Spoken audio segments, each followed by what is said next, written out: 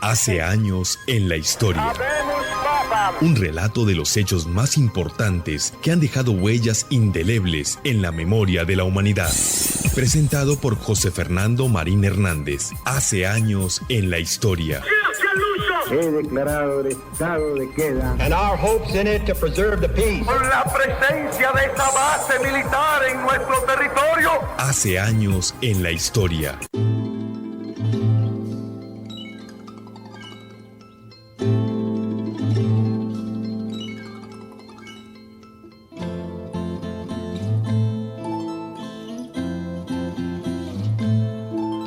Amigos y amigas de la emisora cultural de Pereira, Remigio Antonio Cañarte, los saluda muy cordialmente José Fernando Marín Hernández, quien a esta hora del sábado presenta el programa Hace años en la historia.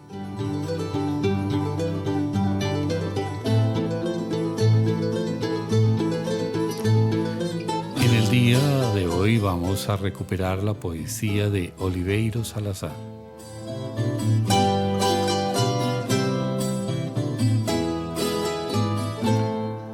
Oliveiro Salazar, hijo de Lisímaco Salazar, fue un poeta pereirano y en el día de hoy está con nosotros Mauricio Ramírez.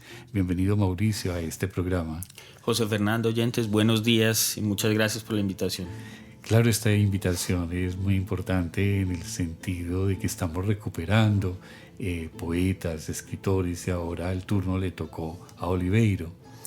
Sí, José Fernando, pues en esta aventura de recuperar a Lisímaco Salazar, de la que pues usted ha participado tan activamente, pues apareció el nombre de Oliveiro Salazar, que fue el penúltimo de los hijos de don Lisímaco. Oliveiro nació en 1940 y falleció en 1987, bastante joven.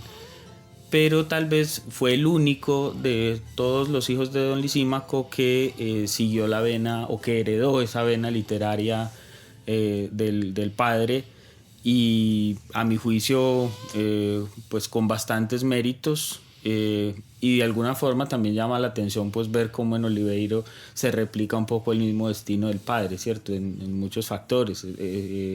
Oliveiro, así como don Lisímaco, publicó en periódicos y revistas, pero nunca publicó libro. Lo dejó inédito, que es lo que se va a recuperar ahora, no en forma de libro. Vamos a publicar un folleto, son más o menos unos 30 poemas, pero creo que dan cuenta del gran talento de Oliveiro, que además publicó crítica literaria y publicó algunos cuentos específicamente en la revista Ciper, donde colaboró muy asiduamente en los años 70.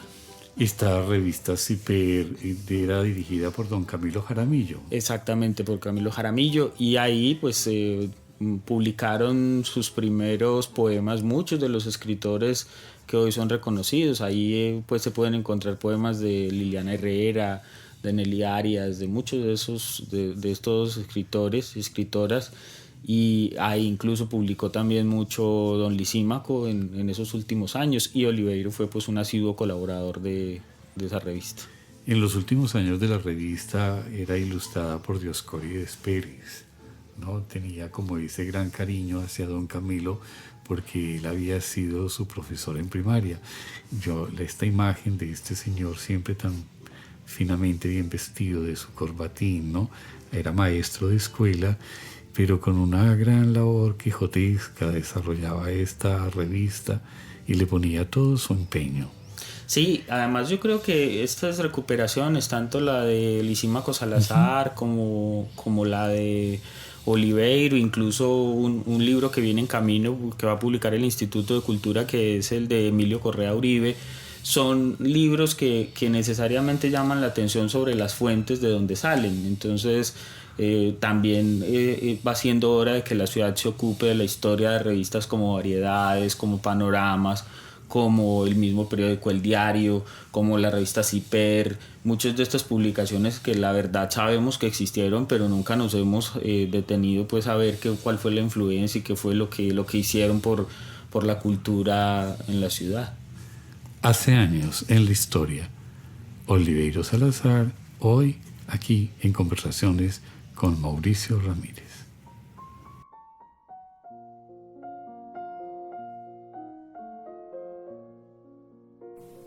Soneto para recordar a César Vallejo. Tu voz americana y española, Perú crucificado de indio y coca, vuelve en mi corazón latido yola a ser grito de América y de roca. Mestizo triste, sombra triste y sola, tierra angustiada, grito a flor de boca, César de luz, presencia que se inmola y presencia otra vez que se desboca. Hombre así, nada más de aire y tierra, visionario fugaz, hombre sin guerra, mi palabra será de luto y llanto. César Vallejo, indio que me esperas, para izar estandartes y banderas entre los pabellones de tu canto.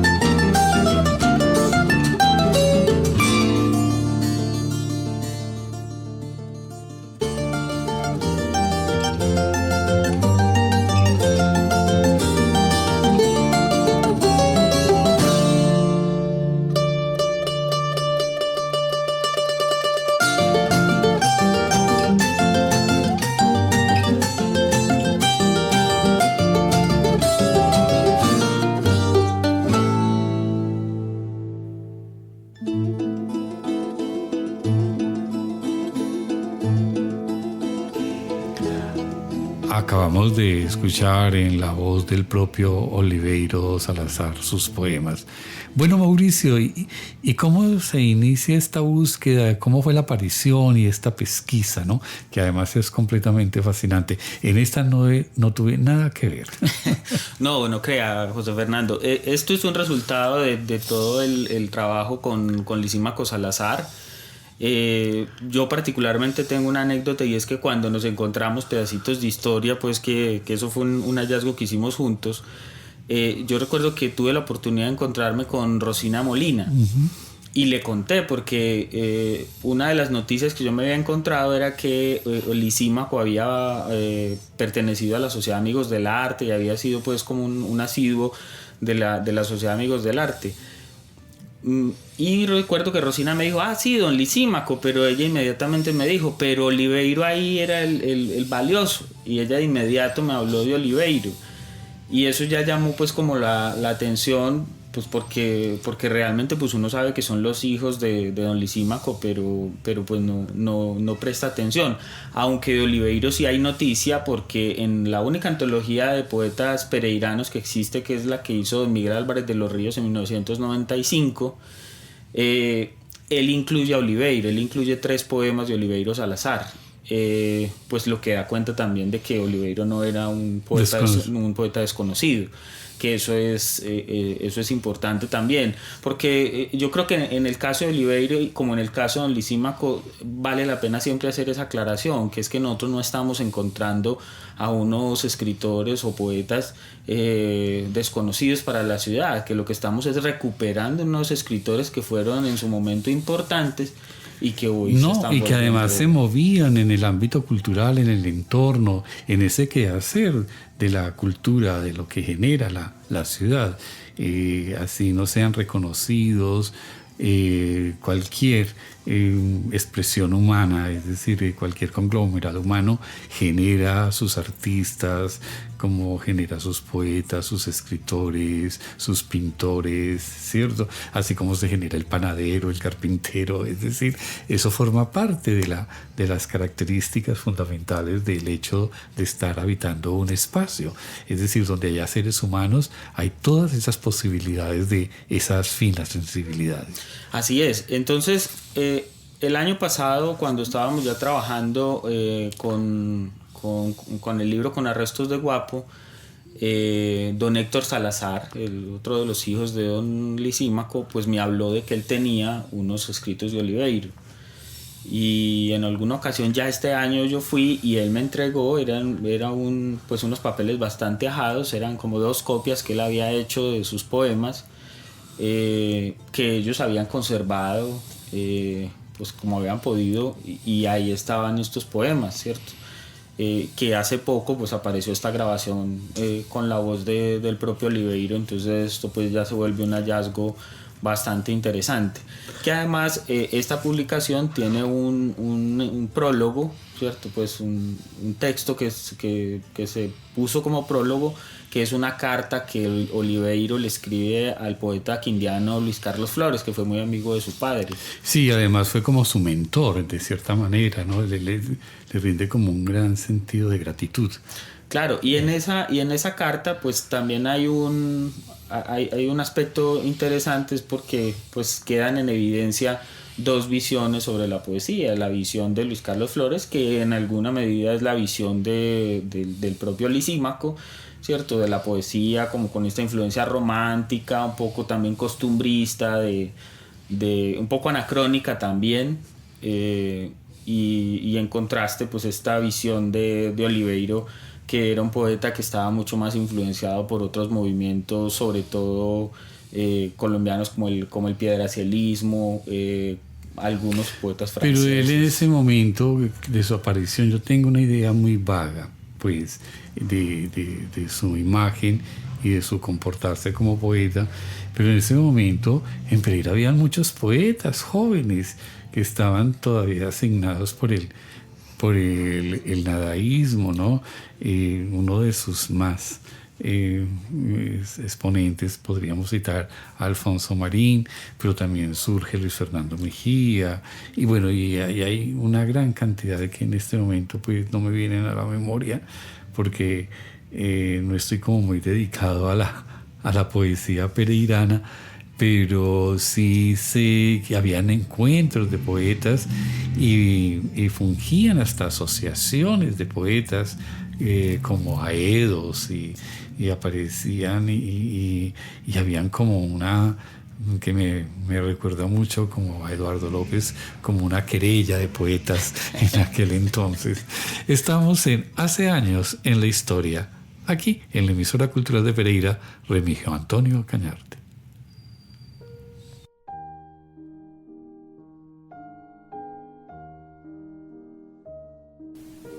Sonetos elaborando tu forma.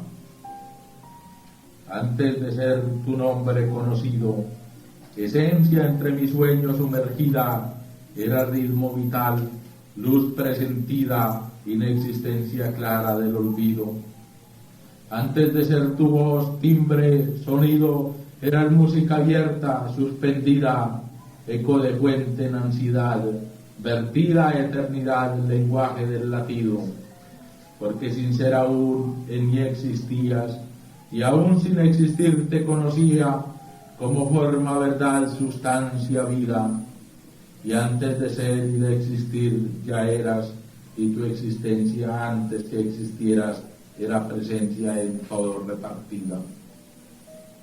Antes de ser tu voz era el latido del corazón anhelo inesperado. Antes del corazón era lo ansiado, la esencia de tu ser frente al olvido. Antes de ser tu ser, lo conocido era tu propio sueño inaugurado, y el comienzo de todo lo soñado era tu propio amor reconstruido. Antes de que la vida fuera vida, y nuestra angustia, angustia concebida, eras principio eterno de existencia, porque antes de la voz y del latido, en el comienzo de lo conocido, se elaboró tu voz y tu presencia.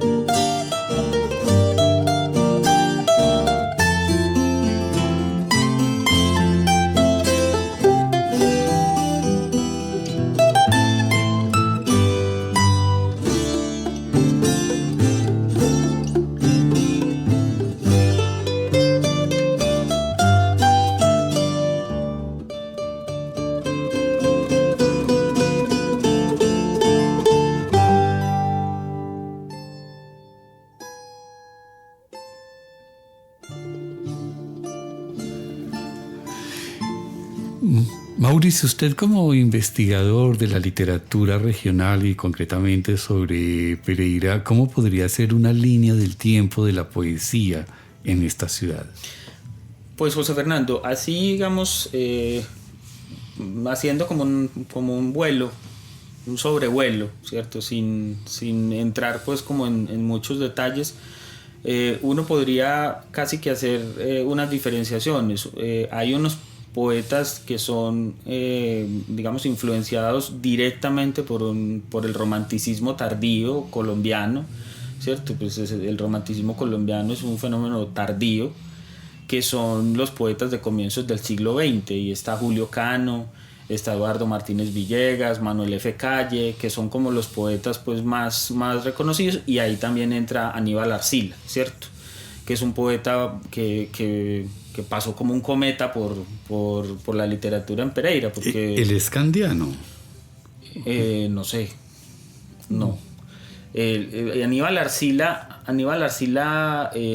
pues nace en Pereira creo que en 1885, algo así.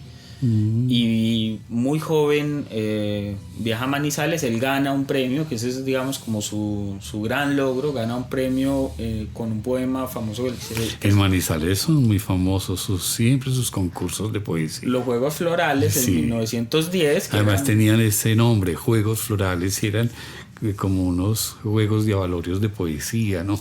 Y resulta que él gana los Juegos Florales del centenario del país, pues de la independencia, ¿cierto? De 1910, con un poema que se llama La Ermita. Y ese poema lo consagra. Pero este hombre se quita la vida muy joven, realmente creo que no alcanzó a llegar a los 30 años. Pero su vida debe ser fascinante. Sí, pero no conocemos nada de él. Sino como estos pequeños destellos, ¿no? Y buscar dónde. Es que es difícil, pero ahí van surgiendo, ¿no? Pero ese rastreo, yo creo que estos trabajos que hemos venido haciendo con usted, con los Salazar, con todas estas personas, con Jaime Ochoa. Y además que sea una gran invitación a las personas que nos escuchan, como decíamos anteriormente, que de pronto que su tío poeta, que su abuelo, y escribían y dejaban estos escritos y se morían y la gente después no sabía qué hacer con ellos y después uno para buscarlos. Sí, yo creo que esto ha servido para llamar la atención sobre ese patrimonio. Entonces, digamos que en una primera etapa están estos poetas, luego vienen Lisímaco Salazar, viene Alfonso Mejía Robledo. Yo creería que son como los dos poetas más importantes. Seguidamente vienen ya Benjamín Baena Hoyos, Luis Carlos González, obviamente, pues que sucede, digamos, como a Julio Cano, como en ese sitial de ser el poeta de Pereira. Y además, pues Luis Carlos González, pues para él en Pereira no había poesía. Sí, esta famosa carta que le responde al recién fallecido historiador Jaime Jaramillo.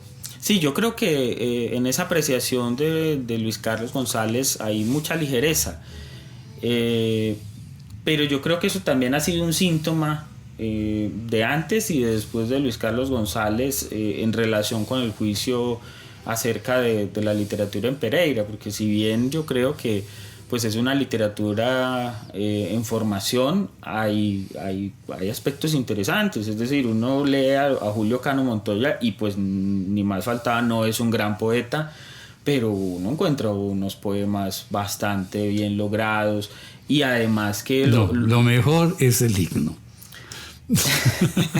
El himno de Pereira es una belleza, digno de un poeta. Sí, pero hay otros poemas de Julio Cano y su vida misma. No, pero el solo hecho de haber hecho el himno de Pereira, a mí cada vez me llena de orgullo el himno de Pereira, te cuento, en eso soy tan pereirano.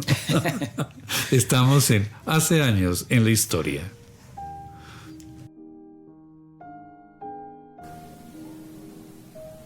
Poema escrito para alguien.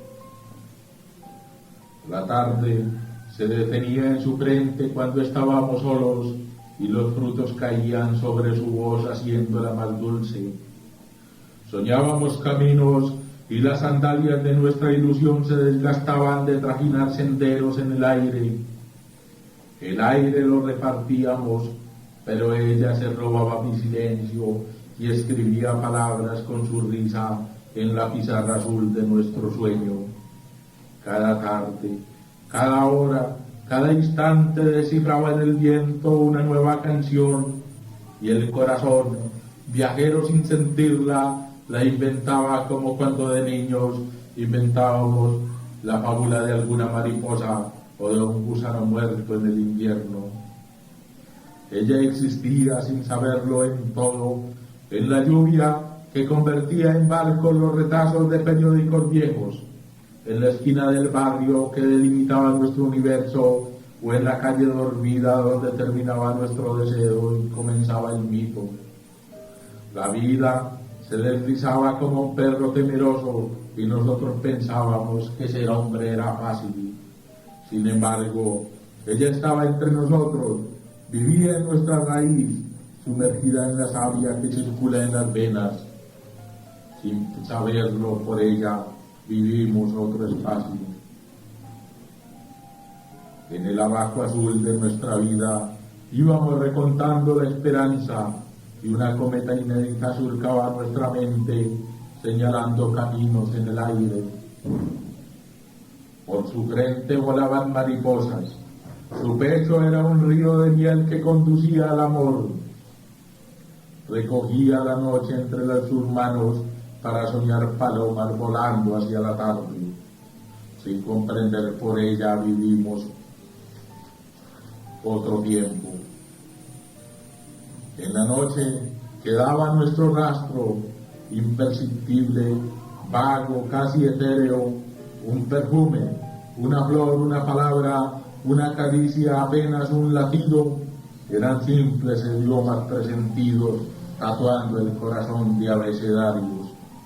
Era otro tiempo, otro espacio, acaso otra existencia, porque no existimos. Soñamos, desdoblamos nuestras vidas y un día despertamos para reconocer que éramos hombres. Sobre el poema la recuerdo, recogiendo la noche entre sus manos para soñar palomas viajando hacia la tarde. Sin pensarlo por ella, vivimos otro espacio y otro tiempo.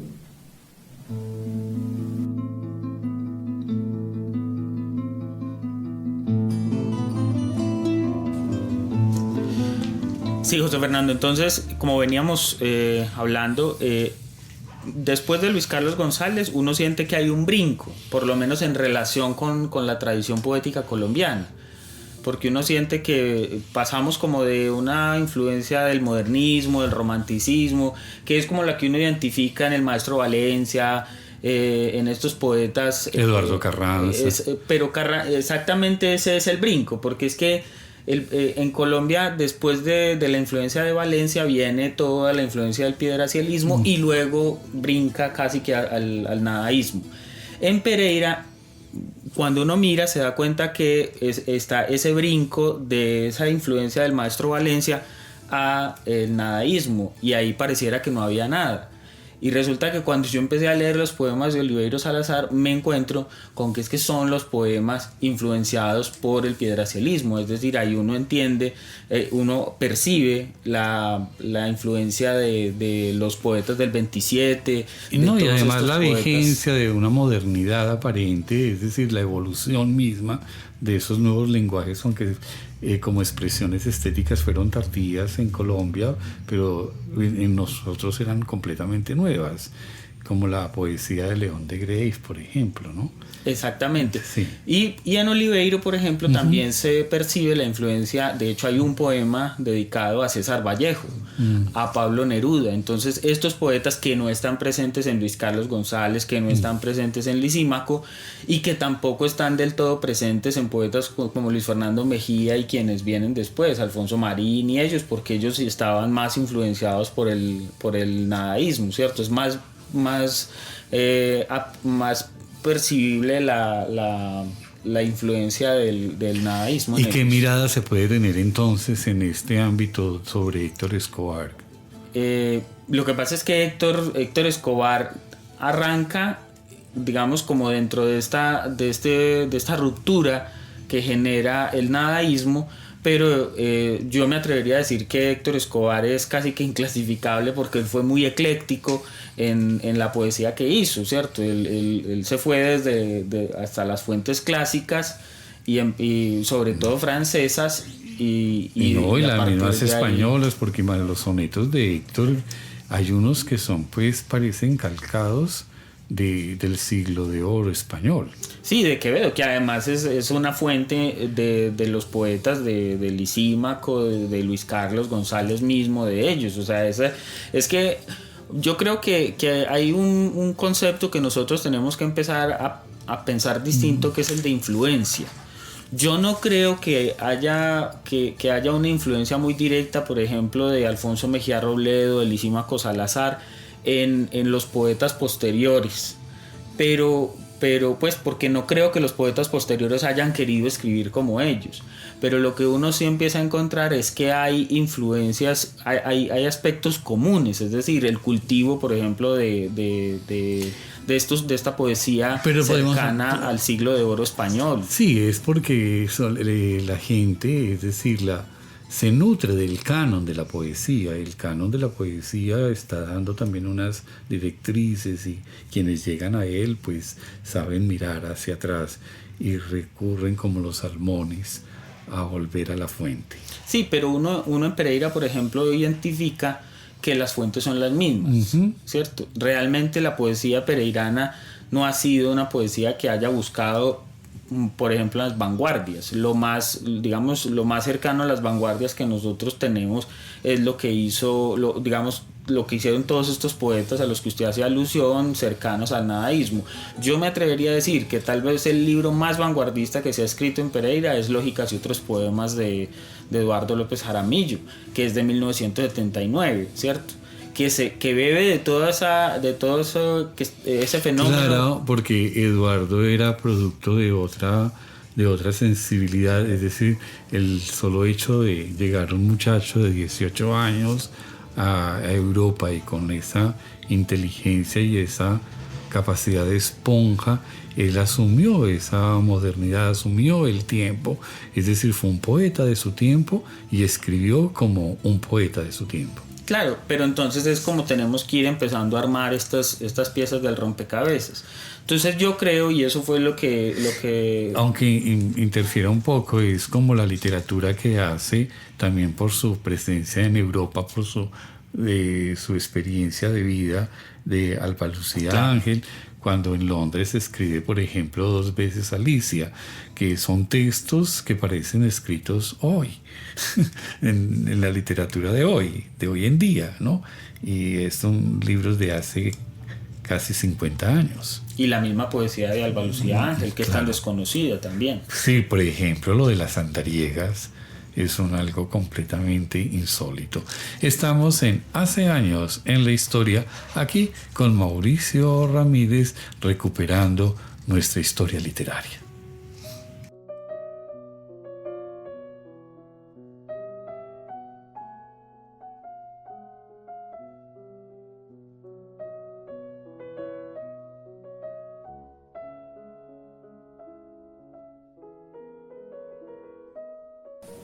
Chocó 57. Mi padre subía hasta Dios por un silencio indestructible. ¿Quién destruye el silencio? Y regresaba cargado de palabras como frutos. En la noche, era noche permanente, se poblaban los labios de evangelios como un río de peces en su vienda. Nombraba a Dios como se nombra el aire, como se dice árbol, sombra, amigo o simplemente amor sin pronunciarlo. Mi padre comprendía el dolor de ser hombre. La angustia se alargaba como la calle árida de un pueblo que no tiene final ni ha comenzado. Un arcángel de luto sitiaba nuestra infancia y el odio como un hongo de Hiroshima nublaba nuestra frente construyendo horizontes de ceniza. Ya no era el viento izando una cometa, no era el río de vidrio quebrándose en burbujas de campana, ni eran las mariposas inventando colores en la tarde. Las mujeres sin tiempo y sin espacio para sentir amor y ser amadas. Ni el amor mismo les pertenecía, ni la caricia, acaso ni los besos. El Ingarán rodando hacia la noche y la noche rodando hacia los hombres. Mi padre subía hasta Dios por un silencio indestructible.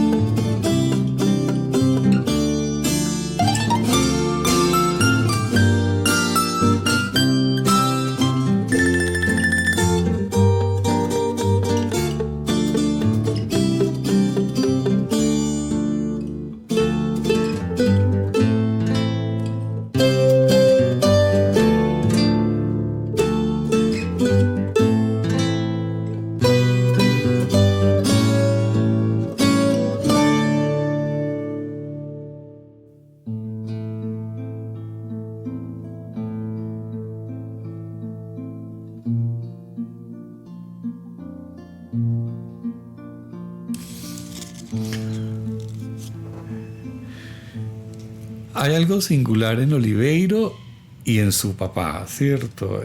Pero es como sus mismos orígenes de ser autodidactos.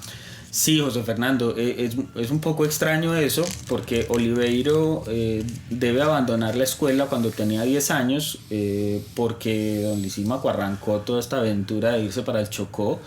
Entonces él se lleva a sus hijos, los saca a estudiar y se los lleva. Y los lleva para el monte. Y se los lleva para el monte. Ni siquiera para el monte, para la misma Manigua.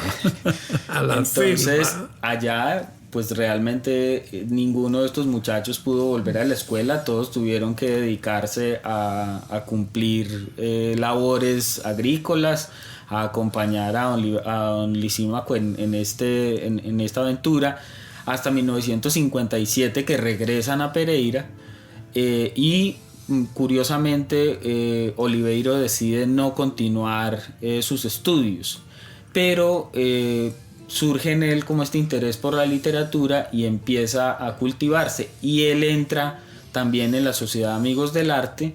Y digamos que la aparición de Oliveiro Salazar en la escena literaria de Pereira podríamos decir que es el concurso famoso de historia con motivo del centenario, en el que él escribe un texto a 4 manos con su papá. Quedan de segundos en ese concurso. Luego Oliveiro, entiendo que gracias a gestiones de Luis Carlos Flores, termina de secretario del Consejo de Montenegro, que también allá había estado su padre. Allá se casa, él tiene una hija, Oliveiro tiene una hija. Él regresa luego a Pereira y entra también en la rama judicial, siempre muy cercano a esta Sociedad de Amigos del Arte, y aquí permanece hasta su muerte en 1987. Pero lo paradójico es eso, aunque claro, también es entender que así como a Lisímaco, como le ocurrió a Lisímaco, pues para Oliveiro tampoco era fácil publicar libros, porque esta facilidad que hoy tenemos de publicar libros, que hoy no es tan costoso imprimir un libro como lo era hace 30 años. Hasta hace 20 años era muy difícil. No, ahora hay una gran facilidad de escribir, de ahí que haya una proliferación de tanta basura también. Entonces yo creo que esta recuperación de estos poemas y este llamado de atención sobre la figura de Oliveiro Salazar, pues bien vale la pena, porque como ya habíamos hablado, pues este es un poeta que no responde a esa influencia del nadaísmo que es tan marcada a partir de los años 60 en Pereira, y que es muy de sus contemporáneos, ¿cierto? Siendo tal vez el más importante, Luis Fernando Mejía Mejía. Entonces Oliveiro vale la pena mirarlo casi como una especie de eslabón perdido dentro de esa influencia de la poesía colombiana en la poesía pereirana. Yo creo que ese puede ser tal vez una buena perspectiva para entender cómo ha ido evolucionando la influencia de la poesía y los temas, la estética de la poesía en esta ciudad a lo largo del siglo XX. Ahora, pocas veces se habla de una poeta, y ella es persistente en su ejercicio, ¿no? Que es Nelly Arias de Osa. Sí, yo creería incluso que ella tal vez es una de las grandes herederas de Luis Carlos González, ¿cierto? Uno advierte en la poesía de Nelly Arias mucha influencia de todo esto que intentó, de toda esta construcción de la ciudad, de una realidad que intentó Luis Carlos González a través de su poesía. Yo creo que ella ha querido recibir como esa posta y de alguna forma casi que podríamos decir que es en esa poesía de Nelly Arias donde puede estar reposando de mejor manera la herencia de Luis Carlos González. ¿Y cómo ha sido la poesía femenina en Pereira?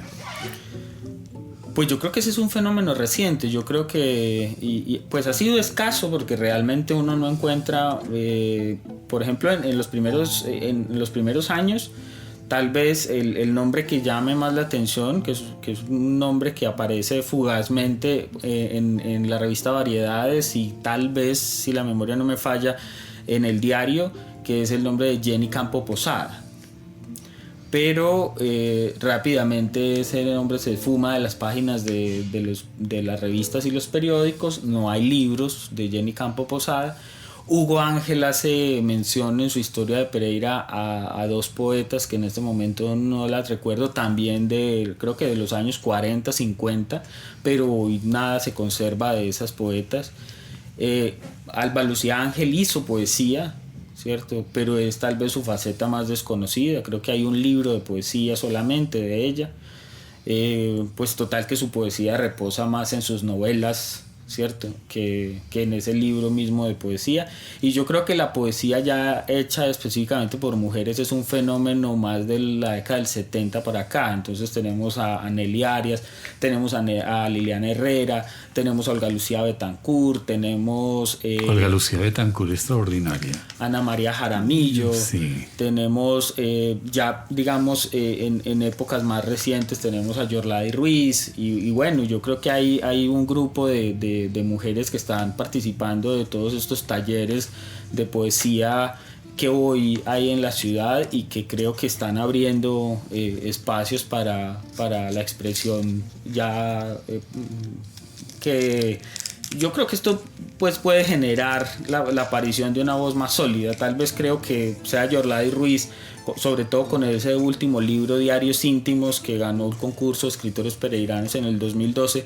Creo que es un libro que vale la pena leer con mucho juicio, porque ahí hay una voz muy distinta en cuanto a la expresión poética se refiere.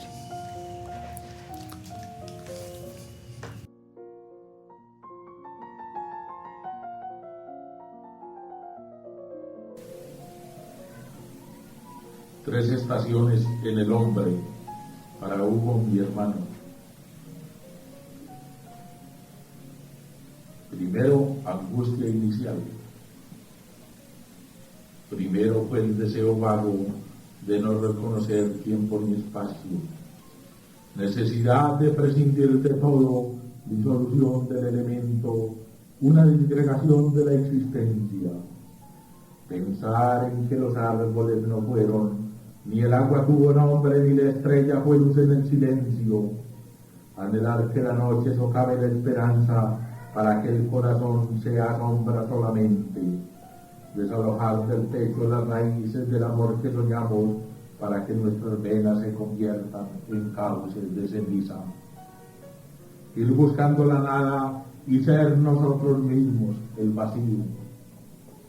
Segundo, angustia desintegrativa.